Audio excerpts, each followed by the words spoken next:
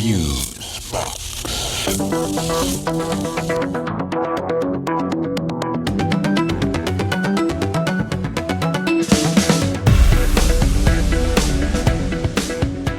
This is Fusebox number 263. Reich and roll. And you are goose-stepping to a totally deranged drummer. Yeah. You know, they look so smart in those pressed brown shirts. Don't they, though? Of course, there is that little dip at the end of the road there.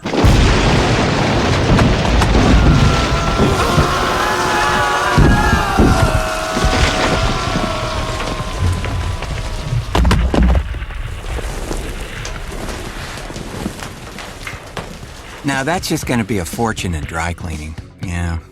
Welcome in, friends, to this, the 263rd edition of Fusebox, patriotically entitled Reich and Roll. And I'm your parboiled and indecently seasoned host, Mark Rose, and over there, lurking in the shadows of the flashing faders and blinking knobs, is the Prime Minister of Playback, Milt Kanes, everybody. Well, thank you kindly. You know, he calls it a Roman salute. Well, thank you, Commandant Musk, for clearing that up for us. Yeah, I'd say he's roaming around a Zeik Heil. Yeah, you know, what we're talking about, the unfortunate gesture that Elon Musk made at the inauguration ceremonies a while back. You know, honestly, when he did it once, I thought, okay, he's just yanking our collective chains. Yeah. But when he did it a second time... Yeah, it became a bit chilling. Yeah. I still think, though, he's pushing our buttons. You know, this is what the next 4 years is going to look like.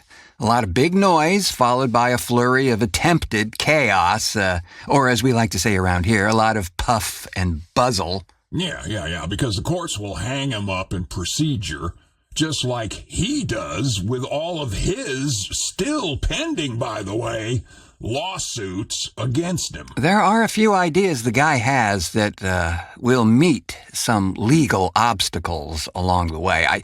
I don't know about changing the Gulf of Mexico to the Gulf of America. That just seems silly to me anyway. Deporting millions of folks or rescinding the naturalized citizen thing, that might be a stickler too. Well, you know, a federal judge in Washington state has already slapped that down as being, quote, blatantly unconstitutional, and added, where were the attorneys during this executive order? Under the table, kissing the orange guy's... And both California and Oregon have come out clearly stating that they will not have anything to do with the forced deportation of citizens, as have 22 attorneys general across the U.S. Yeah, you know, when California took it a step further and said...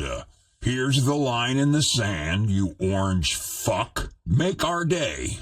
Yeah, once again, putting law enforcement in a regrettable position to have to enforce this crazy idea. Yeah, we're going to see a bunch of protests and resistance about this thing. You can be damn sure of that. Already in motion. And we said we wouldn't give this guy as much air. Yeah, but when he steps over the line... and starts messing again with human rights and liberties, we just can't be all mute on this stuff. Yeah, that's very true, Mr. Kanes. In addition to the aforementioned commentary on the orange guy's behavement, we have a new entry from our buddy 42nd Street Pete on his Grindhouse Minute segment. This one is, again, historical and out of its mind as well. Also, a hot wire of science bit that asks the burning question, could mouse sperm orbiting Earth be the future of humanity? What? All this and a whole lot less. Stay with us, won't you? What? Say a little prayer, darling.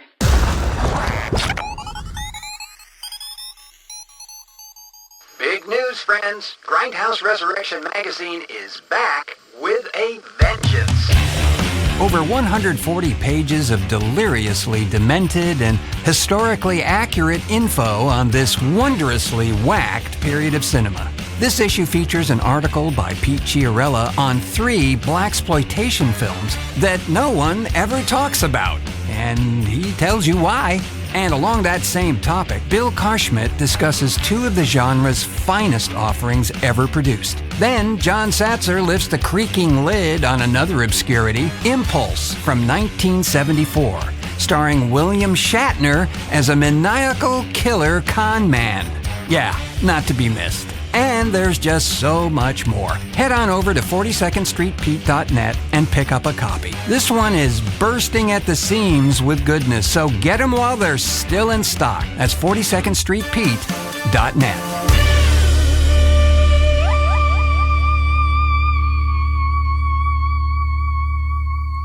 The show for everybody, but not everybody will like it. TheFuseboxShow.com. Hey, quick programming note, friends. You may recall that last October we did a special program for John Barber's reimagined radio series, a newly adapted story that Gerald McQuinn and I originally produced back in the dim days of 1980, called Night of the Eclipsoid Man. It was an episode of the first radio series we had ever produced, called Dry Smoke and Whispers. Well, we rebooted that one with an all-new cast and shiny new production values, and I'm happy to say that according to John's stats, it is the most popular show of his series for 2024, based on downloads and streaming stats. Well, congrats, bro. Yeah, thanks. Yeah, that's really great to hear. And we, of course, are eternally grateful to the folks who helped make that show possible. I'll place a link in this here episode's show description for those who want to check it out. Well, so what about this year?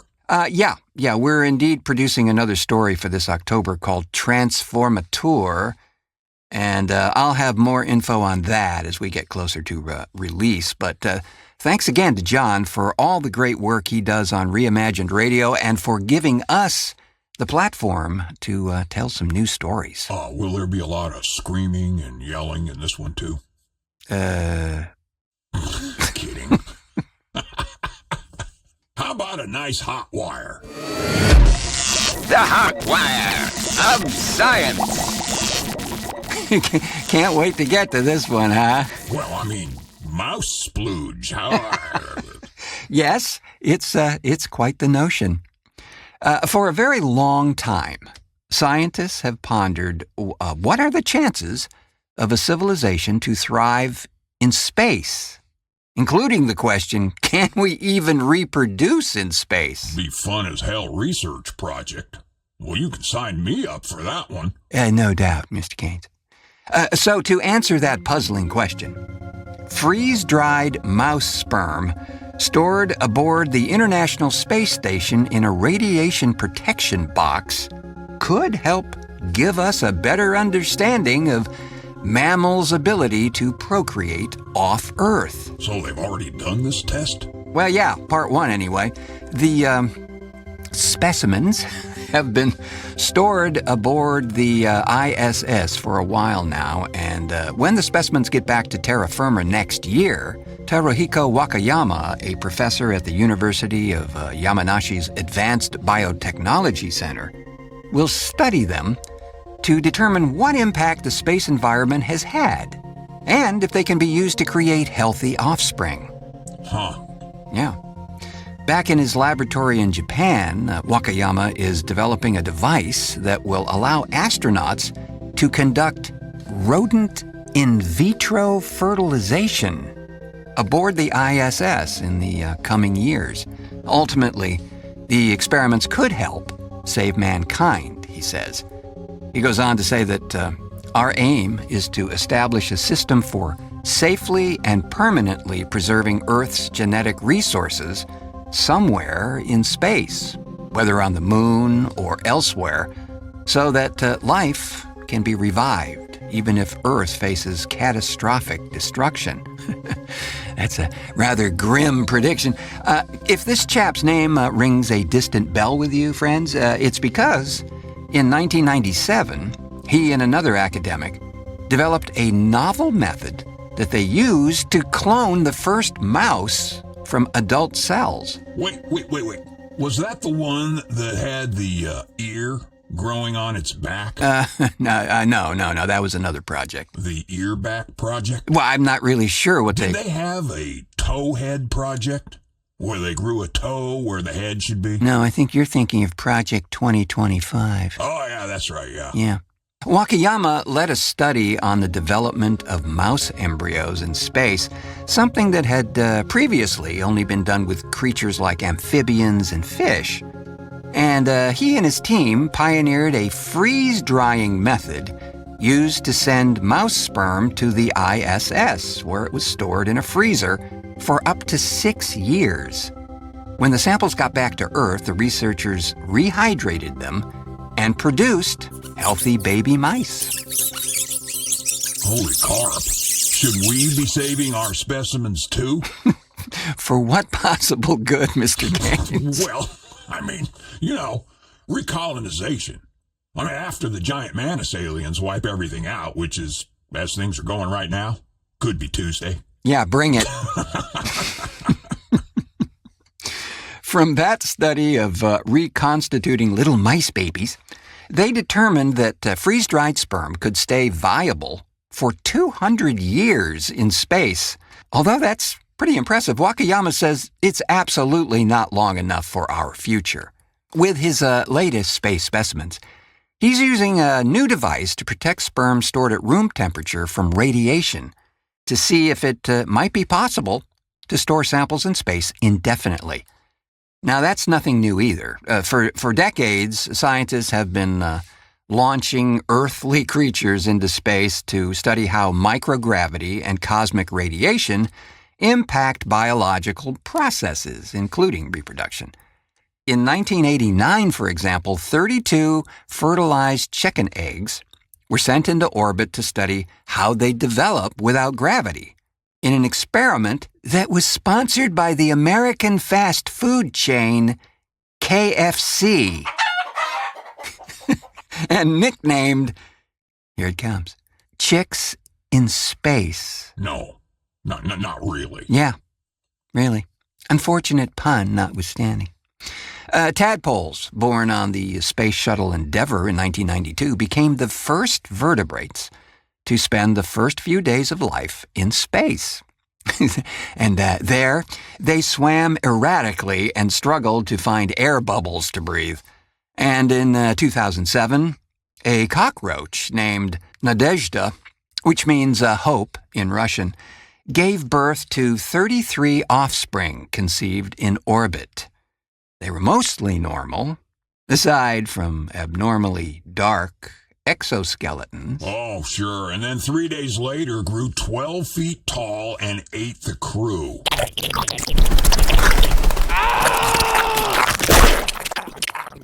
But did they report that? No. Yeah, that one slipped through the proverbial cracks, Mr. Gaines, or perhaps scuttled into an overhead heating vent. Yeah.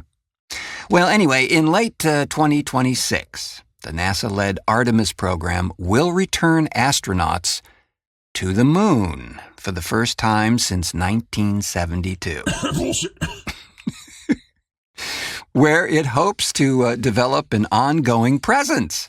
And if SpaceX founder Elon Musk's predictions are accurate, the first crewed mission to Mars could be on its way in the next 4 years. Yeah, he'll set that up right after he gets back from his Nazi camp on the dark side of the moon. Well, scientists already know that space travel can wreak havoc on the human body. Cosmic radiation can cause mutations in DNA that increases the risk of cancer and causes other ailments. Microgravity can cause vision problems, a weakened immune system, and muscle and bone loss. But Wakayama believes his work will be crucial as humans spend more time in space. Damaged DNA in sperm and eggs, for example, could pass genetic abnormalities onto the next generation, he says. You think? And without the directional pull of gravity, a fertilized embryo might not be able to develop properly. He says the formation of the nervous system and the development of limbs, we don't know if this will happen properly in microgravity, where there is no up or down. Well, as your buddy Frank Zappa said, it could mutate insanely. Yes, it could. Imagine the possibilities. Wakayama plans to stick to studying mice. His IVF project has been accepted by Japan's space agency, but the device that will be used to complete the IVF is still under development. He hopes that it will be ready for launch to the ISS within 2 years. In sci-fi movies, people live on other planets and babies are born, but we don't even know if that's possible yet, he says. Well, he hopes his experiments can help shed light on whether humans can reproduce and develop normally in the harsh environment of space. If we can confirm that, it will bring reassurance, says Wakayama. And if it doesn't work, we need to understand how to address that challenge. Well, I wouldn't sweat it. It's like I say, the giant mantis aliens will put a quick stop to humans going anywhere. Except maybe Altoona. ELON, the scent that drives women wild.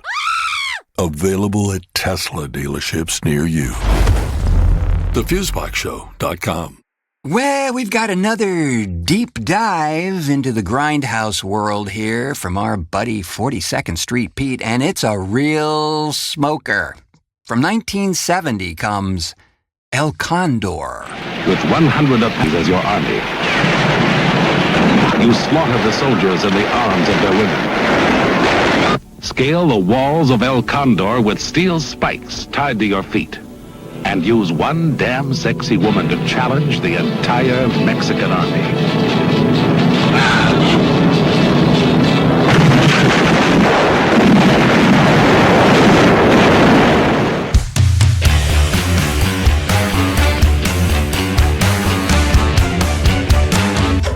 And now it's time for another Grindhouse Minute with 42nd Street Pete.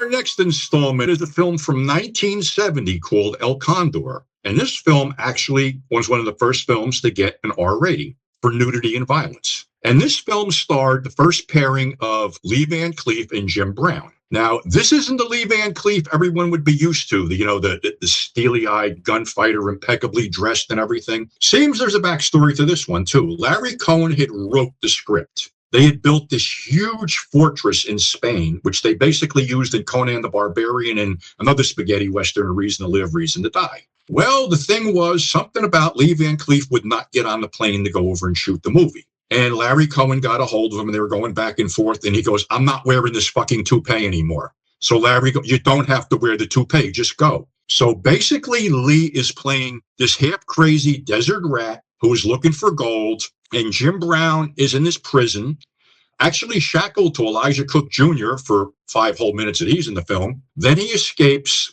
and he sees Lee Van Cleef's character, Giroux, in a bar, drinking with some Mexican bandits, one of who's Ricardo Palacios, who seems to be a fixture in these films. So the bandits follow him back to his place and try to rob him, and he's blowing them away, and Jim Brown shows up, and he goes, about this fortress El Condor that's loaded with gold, and we can get this. And Giroux goes, well, you got to kill your share. So Jim Brown shoots an overhang and crushes a whole bunch of bandits. So then they go to El Condor, which is this big fortress, lorded over by Patrick O'Neill as Chavez, this colonel or whatever. And there's all kinds of hijinks going on, including a strip by Mariana Hill, who claims it wasn't her, but it's like, okay, then how did they superimpose your head on a nude body? So there's all kinds of double crosses, and it winds up that what they were looking for isn't what it seemed. And it also starred Chief Iron Eyes Cody, who's about as Indian as I am. He's the one who did the Indian with the big tear, with the pollution and stuff like that. So yeah, this was a real departure for Van Cleef, and it was the first time he was with Jim Brown. And Jim Brown was it seemed they couldn't get Jim Brown over. I mean, they put him with Gene Hackman, they put him with Ernest Borgnine, Donald Sutherland, a couple things. But it seemed after he worked with Lee, that's when he took off with the Slaughter films and a couple other things. And he also did go back and work with Lee on 2 other films, Take a Hard Ride and Kid Vengeance. That's our Grindhouse Minute for today. This has been another Grindhouse Minute with 42nd Street Pete.